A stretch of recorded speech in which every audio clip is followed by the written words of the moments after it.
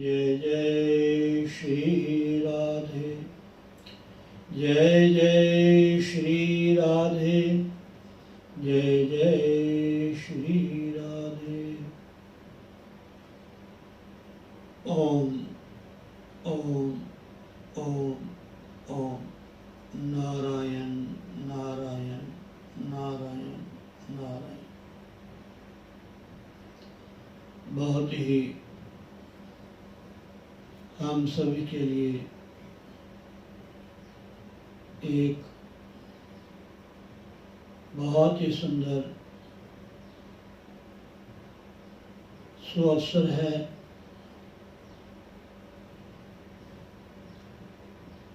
जिसके माध्यम से हम सभी लोग उस परमपिता परमात्मा का ध्यान करते हुए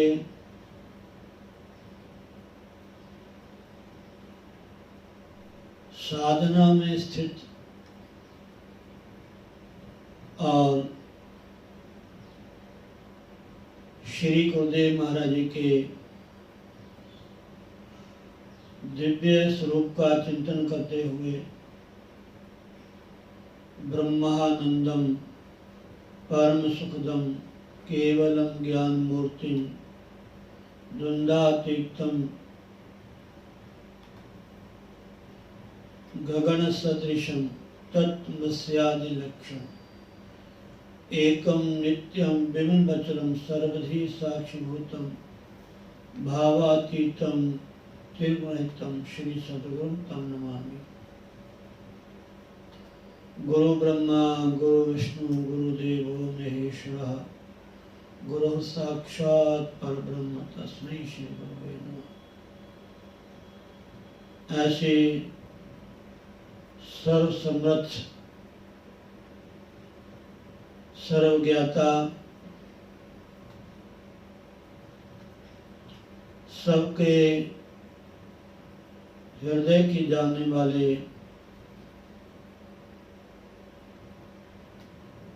हम सभी को हम सब के भीतर अंतरात्मा में विराजमान उस परमात्मा का दर्शन कराने वाले ऐसे गुरुदेव के श्री चरणों में, उनकी सन्निधि में, उनकी छत्र छाया में हमें बैठकर संध्या के समय कुछ समय नाम जपने का, ध्यान साधना करने का,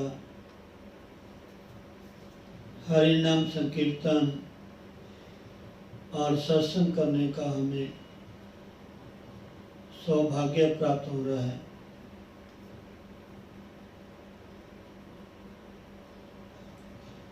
तीर्थ नहाए एक फल, संत मिले फल चार, सद्गुरु मिले अनेक फल, कहत कबीर विचार। तो गुरुदेव भगवान की सन्निधि में उन्हीं के श्री चरण कमलों का ध्यान करते हुए हम सभी अपने इष्ट देव का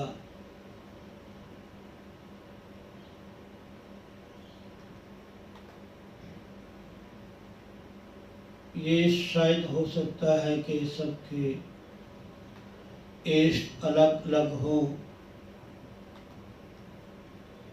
जिसको भी हम मानते हैं, जहाँ भी हमारी आस्था है, किसी भी देवता में, किसी महापुरुष में, हम सभी उसी भावना के द्वारा हम उनका ध्यान, उनकी पूजा, मन ही मन उनका हम चिंतन करते हैं।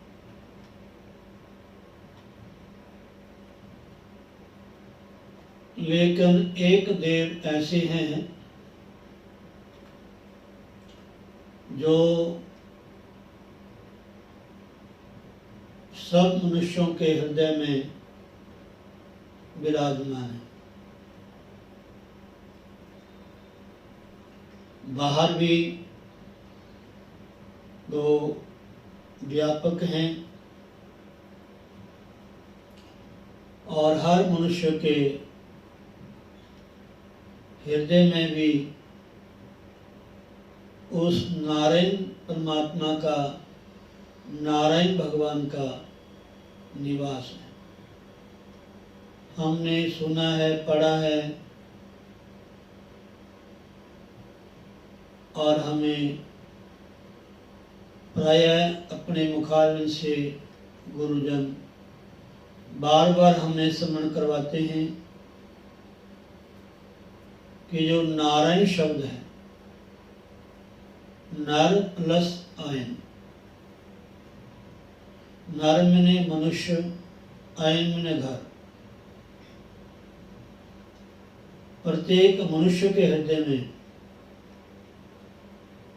उस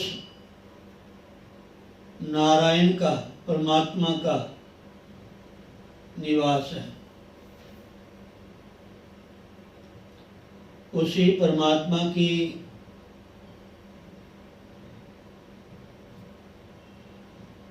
शक्ति से हम सभी कार्य कर सकते हैं।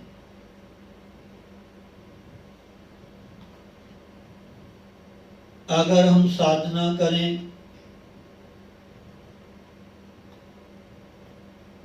जैसे मानो हम नारायण का ध्यान करते हैं, तो नारायण का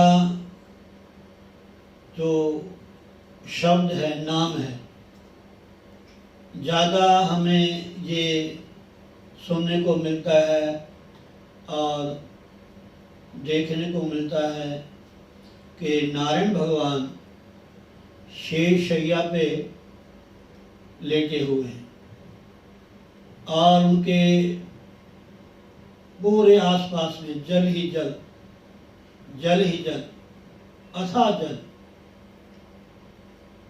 जिसके मध्य में शेषनाग जी अपना फन ऊंचा किए हुए और पूरे शरीर को गोलाई में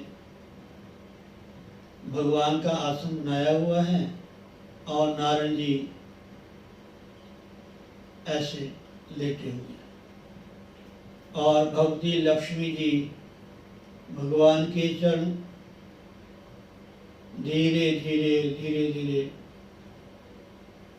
दबा रहे हैं। ओम शांताकारं भुजगशयनं पद्मनाभं सुरेशं विश्वाधारं गगनसदृशं मेघवर्णं शुभंगं लक्ष्मीकान्तं कमलनयनं योगिभिर्ध्यानगम्यं वन्दे विष्णुं भव्यहरं सर्वलोकैकनाथं। ये नारायण का ध्यान है जो क्षीर सागर में शेषनाग की जो शैया बनी हुई है, आसन लगा हुआ है, उस पे नारायण जी विराजते भी हैं और लेटते भी हैं। ऐसा हमने कई बार देखा है और प्रायः भी अब जो चित्र हैं भगवान श्री नारायण के, उनमें भी हमें ऐसा ही प्रभु का दर्शन होता है।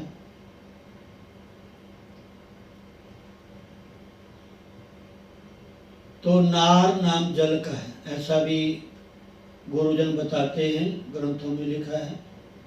एक तो नर प्लस अयन, कि हर नर में, हर मनुष्य में उस नारायण परमात्मा का निवास है। वैसे तो प्राणी मात्र में है, चाहे वो जड़ है चेतन है। और देखो, सबसे पहले हमें परमात्मा का दर्शन अपने भीतर ही होता है, करना चाहिए। अगर हमने आत्मा को जान लिया तो परमात्मा हमसे दूर नहीं है, समझे नहीं? आत्मा ही परमात्मा का ही अंश है। ईश्वर अंश, जीव अविनाशी। जो भी प्राणी हैं वो परमात्मा का ही अंश है। ईश्वर अंश, जीव अविनाशी। प्रत्येक जो जीव है उस ईश्वर का ही अंश है। ये अलग है कि जो जीवात्मा है शरीर में रहने के कारण, जो हमारा पांच भौतिक शरीर है, पृथ्वी, जल, तेज, वायु, आकाश, ये पांच तत्व है ना, इनसे बना हुआ हमारा जो स्थूल शरीर है, एक सूक्ष्म है, एक कारण है जी।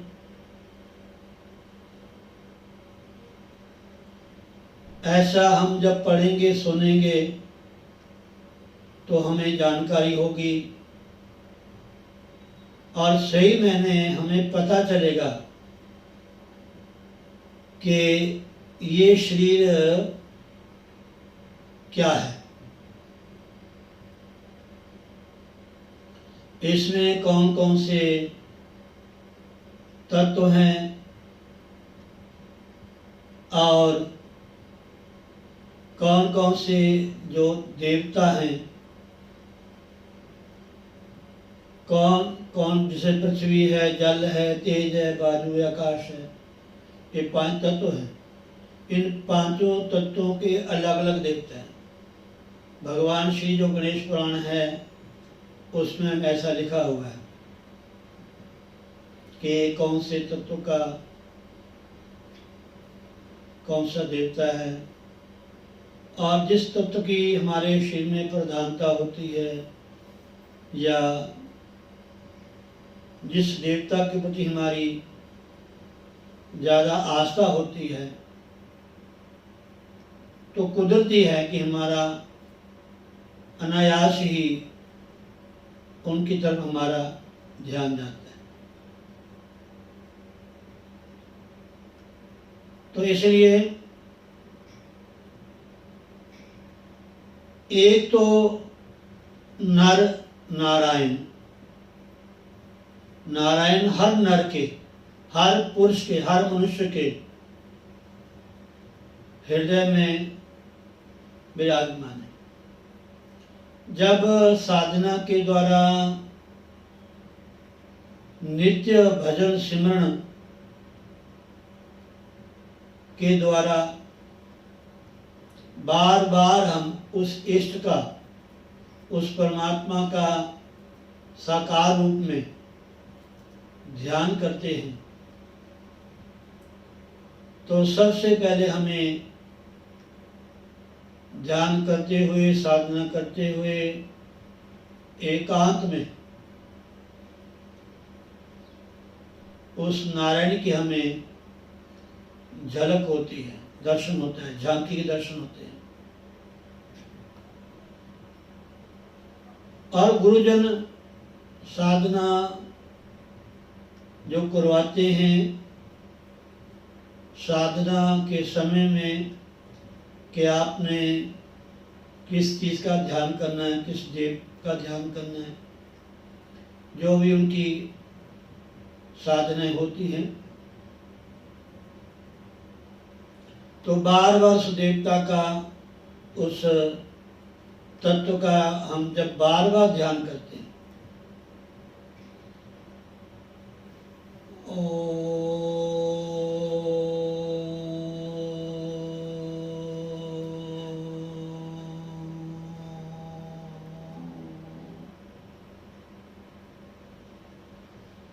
ओम नाम एक ऐसा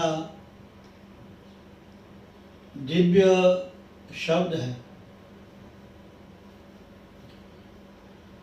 एक ही शब्द में एक ही नाम है, तीनों देवताओं की जो आकृति है, तीनों देवताओं की जो शक्ति है समाहित है। इसमें ब्रह्मा जी भी हैं, भगवान नारायण भी हैं, भगवान शिव भी हैं। जब भी आप उनकी एक देखो समय लगता है, थोड़ा अनुभूति होती है जब हम थोड़ा सा एकांत में बैठते हैं। गीता का 6वां अध्याय कभी समय लगे थोड़ा उसको पढ़ना हिंदी में, तो पता चलेगा आपको कि कैसा आश्रम होना चाहिए, कौन सी ऐसी जगह होनी चाहिए, बिल्कुल एकांत शुद्ध।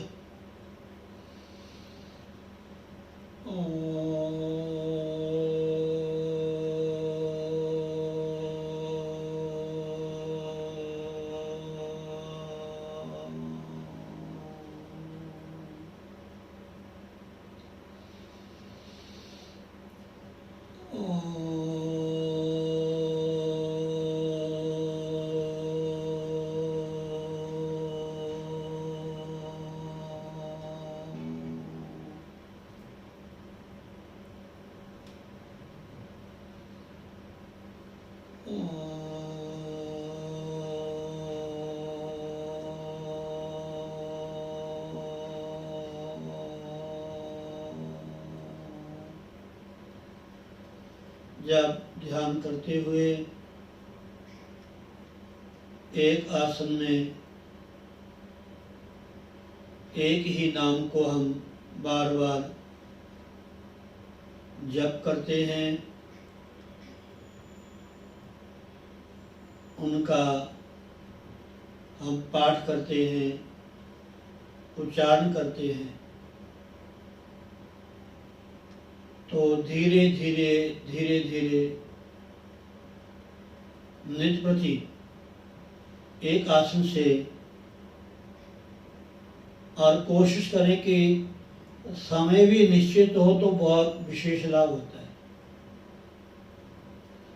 अगर साधना करनी है, अगर साधक मैं अपने जीवन को बनाना है,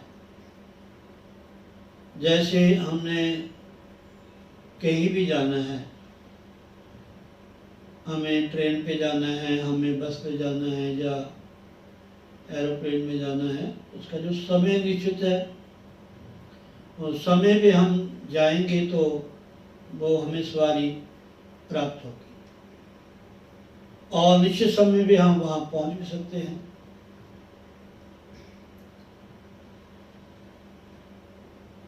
अगर समय निश्चित कर लें हम तो बहुत अच्छी बात है।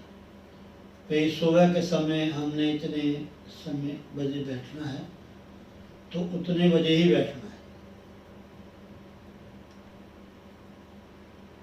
अच्छा, एक और बात है, हम कहते हैं कि हमारा जो इष्ट है भगवान, वो विष्णु के रूप में हमारे सामने आएंगे, वो शिव के रूप में आएंगे, या वो माँ भगवती जगदम्बा के रूप में आएंगे, या भगवान श्री गणेश जी के रूप में आएंगे, या किसी भी देवता का हम ध्यान करते हैं तो प्रायः हमारे ये धारणा होती है कि वो उसी रूप में हमें दर्शन देंगे। लेकिन जब देवता का पैरा होता है, जब बार बार हम उनको पुकारते हैं हृदय से, परमात्मा प्रकट हो जाता है। उसकी जो विद्यमानता है, उसका जो परमात्मा का आना, वहाँ विद्यमान होना या उनके साथ जुड़ना, तो जब एक ही आसन पे, एक ही समय में, एक ही मंत्र से आप साधना करेंगे नित्य प्रति, तो आप देखना कि बाहर जाते ही आपको एक विलक्षण, एक विशेष आनंद की अनुभूति होगी, प्रसन्नता होगी। चाहे वो भजन है, चाहे वो साधना कक्ष है, चाहे वो कीर्तन है, लेकिन कंटिन्यूस निजम नित्य नहीं, पक्का, उसका बड़ा आपको लाभ होगा। आप कभी कर लिया, कभी ना किया, या कम कर लिया, या थोड़ा समय का आगे पीछे ऐसा कर लिया, तो हो सकता है समय ज्यादा लगे।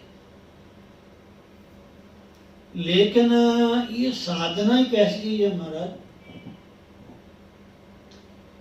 आप जो समय आप बैठ जाए बस,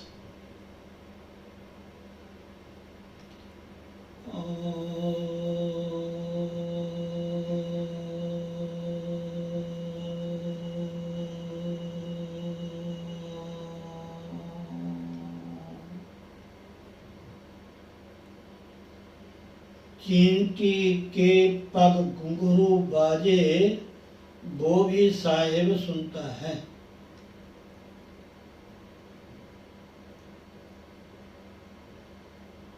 उसकी हर क्रिया वो एक व्यापक रूप में है। हमारे जो कान हैं, हमारी जो आंख है, या हमारे मन की जो सोचने की, स्मरण करने की या चिंतन करने की जो शक्ति है, वो हो सकता है सीमित हो सकती है। जहाँ हम गए हैं या जहाँ हम जाना है, वहाँ का हमें ध्यान होता है। लेकिन जो ईश्वर है, परमात्मा, वो तो पहले ही वहाँ है, उसको कहीं आना जाना नहीं पड़ता, वो सर्वव्यापक है। हरि व्यापक सर्वत्र समाना, प्रेम दे प्रगट हो ही में जाना, भगवान शिव कहते हैं। परमात्मा, ईश्वर, भगवान, अल्लाह, वाहिगुरु, खुदा, जिस भी नाम से हम उसको पुकारते हैं, वो एक ऐसी शक्ति है, ऐसा तत्व है,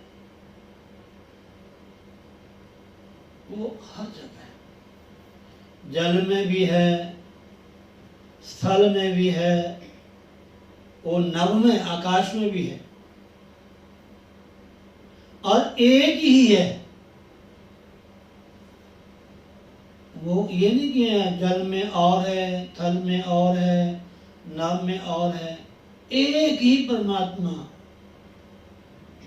के अनेकों रूप हैं, अनेकों नाम हैं।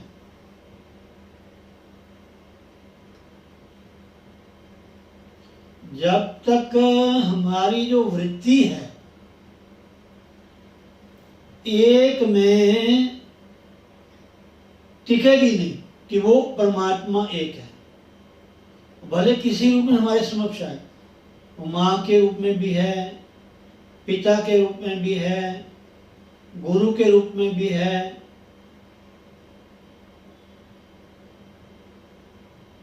वो ही हमारी आत्मा है। आंखें बंद करो तो भी वो ही, आंखें खोलो तो भी वही। जब इंसान की साधना परिपक्व हो जाती है ना निष्पत्ति करने से, तो उनको सब में भगवान नजर आता है, सब में, हर जगह उसको अपनी ही लगती है। हर परिस्थिति में वो अपने को एक आनंद की अवस्था में ही विचरण करता है।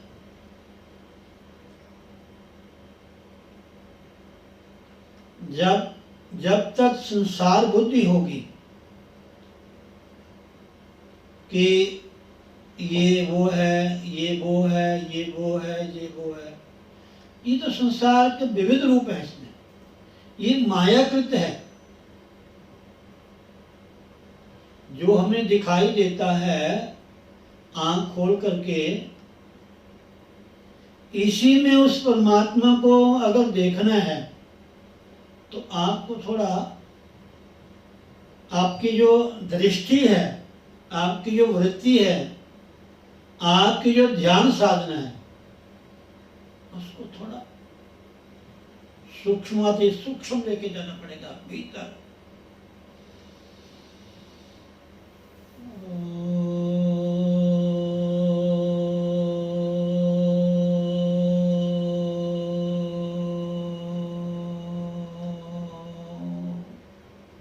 हम जिसकी भी साधना करते हैं, जिसका भी ध्यान करते हैं, जो भी परमात्मा जिस रूप में हमारे समक्ष प्रकट होते हैं, वो उसी रूप में सब में नजर आते हैं, सब में, सब में। ये जो साधक है, भजन करने वाला है, या जो भी जिसकी प्रक्रिया है, जिस भी भाव से करता है, जिसको भी वो मानता है, जहाँ भी उसकी आस्था है, उसको वो जो ईश्वर है, जो भी नाम रूप है, जो भी आकार है परमात्मा का, उसको उसी रूप में, वही रूप सब में नजर आता है। अगर खुदा को मानने वाला है तो खुदा ही नजर आता है। अगर कोई गुरु को मानने वाला है तो गुरु नजर आते हैं। आपने साखियां पढ़ी हैं, साखियों में ऐसे प्रसंग कथा आते हैं कि उनकी दृष्टि में सिवाय गुरु के कोई नजर नहीं आता था। वो कहते मालिक हमें तो आप ही नजर आते हैं सामने। ये साधना की परिकाष्ठा है, ये ध्यान की अवस्था है। एक ही मंत्र, एक ही इष्ट, एक ही आसन, एक ही माला, एक ही समय निश्चित हो सके तो। बाकी ऐसी कोई बात नहीं मन में कोई आप इसको पकड़ के रख लो जी, महाराज जी ने कहा जब समय लगे आप बैठिए, कोई ऐसी बात नहीं है। अगर आपने कुछ विशेष लाभ लेना है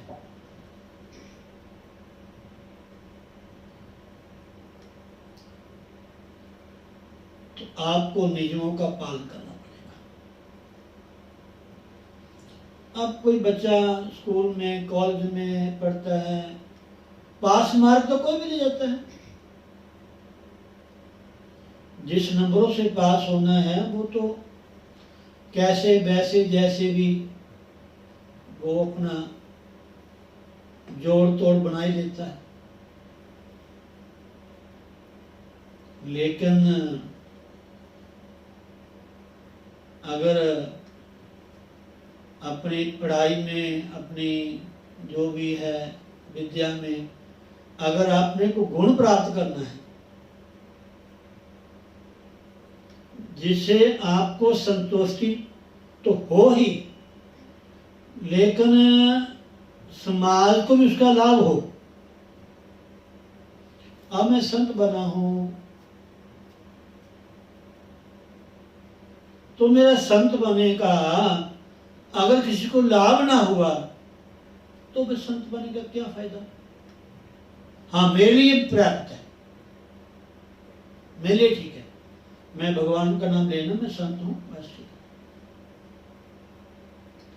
है। अगर मैं अपनी भक्ति के द्वारा, अपनी साधना के द्वारा, अपने ज्ञान के द्वारा, अपनी गुरुदेव की सेवा के माध्यम से, गुरु कृपा से, उनकी शरण में रहने से अगर मुझे कुछ प्राप्त हुआ है तो मेरा कर्तव्य है कि इसको मैं बांटूं।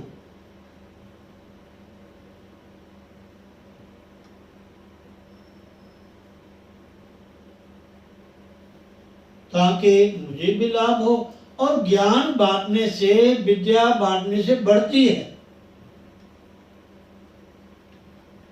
जो गुण आपके पास है, जो शक्ति परमात्मा ने आपको दी है, उसको जितना बांटोगे उतनी बढ़ेगी।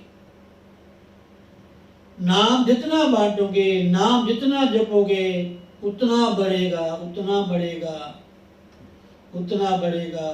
अपने आप को भी आनंद आएगा, दूसरे को भी आनंद आएगा।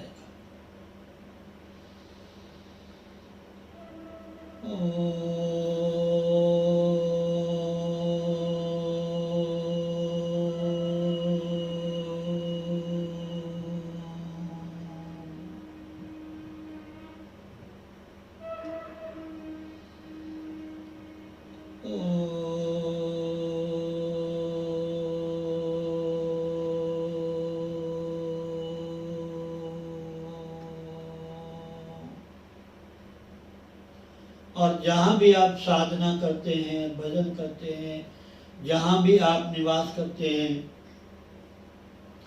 वहाँ की आसपास की जो भूमि है, वहाँ का जो आप आसपास का जो माहौल है, आपको चाहिए अपनी साधना से, अपनी भक्ति से, अपने नाम भक्ति की शक्ति से उसको बढ़िया बना के रखे, सुंदर।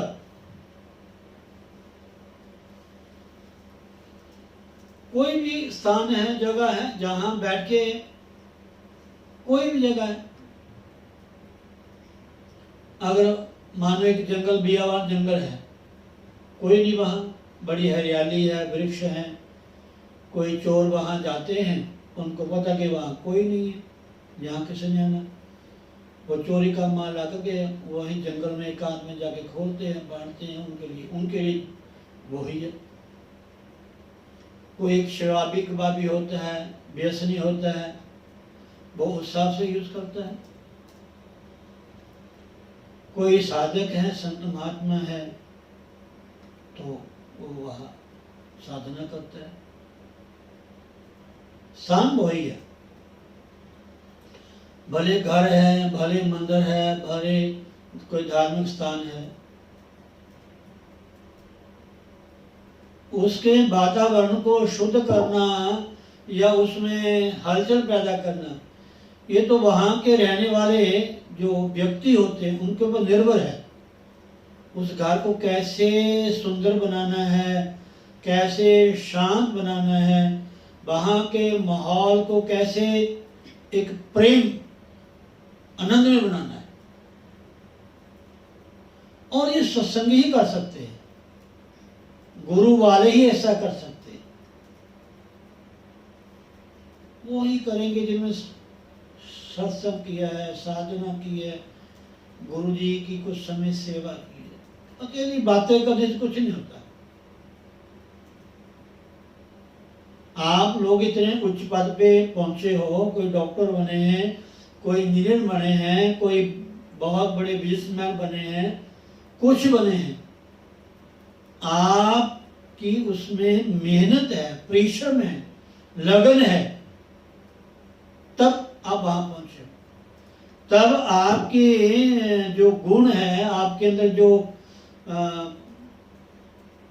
कुछ भी है उसका लाभ आप भी ले रहे हो, दूसरों को भी हो रहा है उसका।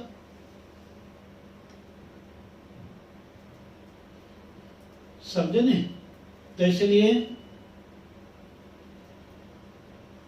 नारायण वो परमात्मा नारायण के रूप में हम सबके हृदय में विराजमान। एक भगवान विष्णु है जो व्यापक हैं। शशांक चक्रम सक्रीड कुंडलम सुपीत वस्त्रम सरसी वक्षणम सहार वक्षस्तर कौशुभ नमामि शेषा चतुर्भुजम। वो तो हमेशा खड़े रहते हैं, ना जाने भक्त कब बुला लें। जहाँ कहीं भी देखोगे भगवान नारायण के मंदिर, लक्ष्मी नारायण खड़े ही ज्यादा मिलेंगे आपको, बैठे बहुत कम मिलेंगे। तो इसलिए माता बहनों भाई बंधुओं, ये सत्संग है, ये जो कीर्तन है, ये जो भजन है, ये साधना है, इनका लाभ तभी होगा अगर हम अंतरात्मा से, लगन से, मन से, श्रद्धा से नृत्यपति करेंगे। बस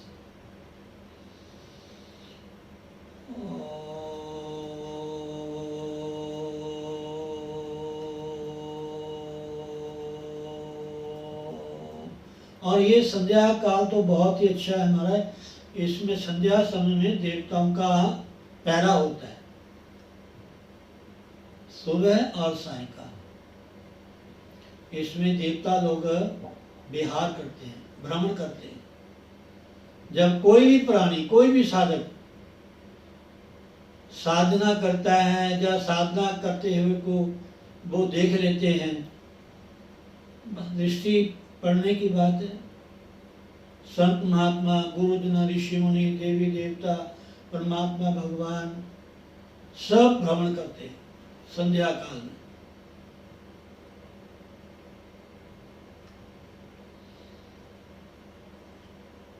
बहुत बहुत बहुत सुंदर ये समय है जो हमें प्राप्त हुआ है।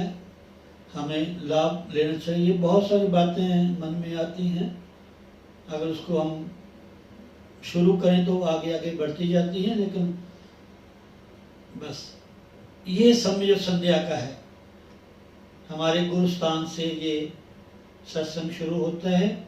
इसका जितना भी ज़्यादा हो सके आप लाभ लें, औरों को प्रेरणा करें। और आप भी बैठे अपने गुरुदेव का ध्यान करें।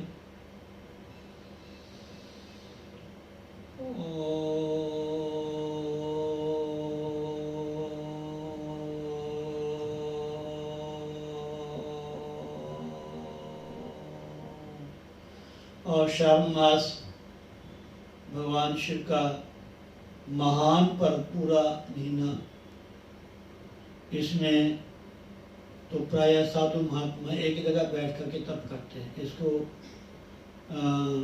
चतुर्मास भी कहते हैं। इसकी बड़ी विशेषता है हर तरह से।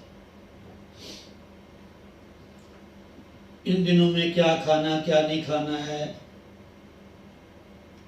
जी, कैसे रहना है, एक जगह बैठ के साधना करने का ये समय है। तो इसलिए बहुत अच्छी बात है। जितना समय हमें गुरुदेव की कृपा से मिलता है, जो भी आशीर्वाद उनकी कृपा से मिलता है, हमें उसका लाभ लें। और नित्य प्रति सुबह भी समय निकालें, कोशिश करें, धीरे धीरे आप डालें। मैं तो कहता हूँ कि अगर एक दो भक्त जुड़ जाए तो सुबह भी हम कर लिया करेंगे। जो समय आपको ठीक लगे, 4 बजे, 5 बजे, 6 बजे, हम तो करते ही हैं। अगर कोई चाहता है कि किसी बहाने हमें ये सत्संग सुबह का भी मिल जाए तो कोई ऐसी बात नहीं, 5-10 मिनट सुबह अच्छी बात है। ठीक है। जय श्री राधे, हरि ओम।